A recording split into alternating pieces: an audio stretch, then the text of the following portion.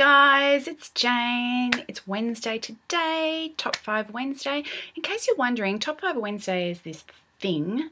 Ginger Reads Laney started it, and there's a group on Goodreads and they list topics for every Wednesday, and you can go and read the topics ahead of time and join in if you want to. Not everybody does it on YouTube. Some people just do it on their blogs or whatever.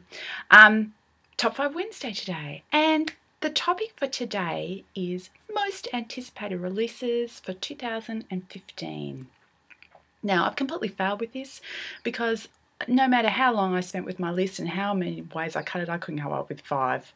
So I have 8. 3 of those have actual nominated release dates, and the other 5 I'm listing in order of my confidence that they will actually come out this year, from most confident to least confident. So there we go. Let's get into it. Number 1, Ms. Marvel. The second volume of the trade bind-up is coming out March 24th. This one, the first one's called No Normal. The second one's called Generation Y. So I'm looking forward to that.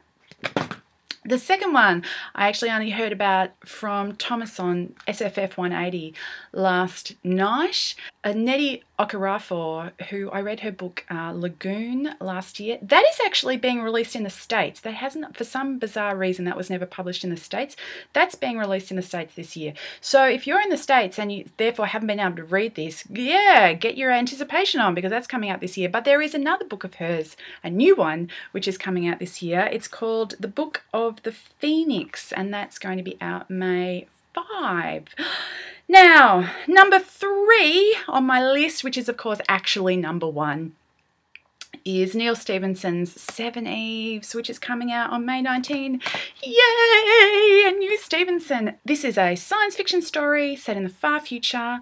The premise is that there is a terrible catastrophe on Earth and life is pretty much wiped out, all except for 7 women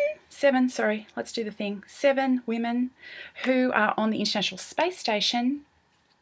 And the International Space Station at this time, strangely, comes equipped with stored fetuses. What's the word? Fetuses? Yeah, so hence the 7 of the title. A space colony is populated starting from these 7 women and their, and the fetuses that are brought to term. But that's the backstory for this story, and I'm just basing it on what I've been told.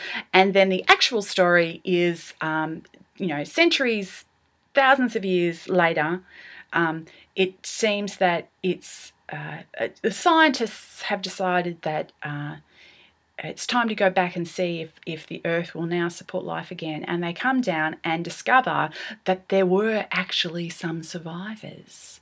And so we have 2 completely separate forms of humans. The advanced space humans from the 7 and the primitive proto-humans who survived on the Earth. Ooh, what's going to happen? So that is my most anticipated book for the year. Now, down to my rumours and whispers and wishful thinking. There are 3 books that I have heard are going to be released this year but do not have release dates as yet. There is Brandan Sanderson's The Azlantian, which is the follow-up to The Arithmetist. I know there's another book of his coming out, but it's following something I've not read. I really enjoyed The Arithmetist, which is one of his children's books, because he is so prolific that he cannot stick to one audience segment. He needs to have several audience segments on the go so there is enough people to read his books. That is my theory. So the Azlantian might well be coming out this year, which would be great because I really enjoyed The Arithmetist. In fact, I think that was my first Sanderson, and it was a bonza, so yay. The next one of my wish list that may or may not be coming out this year, The Mirror and the Light by Hilary Mantel. This is going to be the 3rd volume of the Wolf Hall trilogy.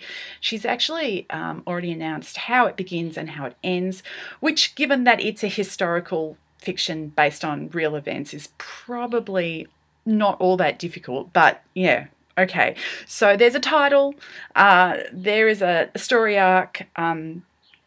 Clearly she won the Booker with her first 2 volumes, so there's a fair amount of pressure, so I can understand if she's not wanting to rush the 3rd one.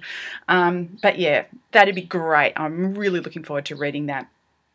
And number 3 on my Whispers list is The Silent Bells, which is the name that has just been announced, the title that's just been announced for Ashtown Burials 4 by N.D. Wilson.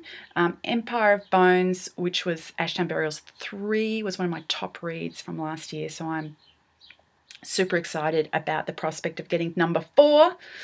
And then just we'll round out the list with the 2 books that everybody is waiting for, because I am waiting for them as well. And who knows? Who knows? It could happen. They might come out this year. Doors of Stone, Kingkiller 3 by Patrick Rothfuss, and Winds of Winter by George R.R. Martin. That is never coming out. That is never coming out. But, you know, we live in hope. I hope you're all well, and I'll talk to you later. Bye!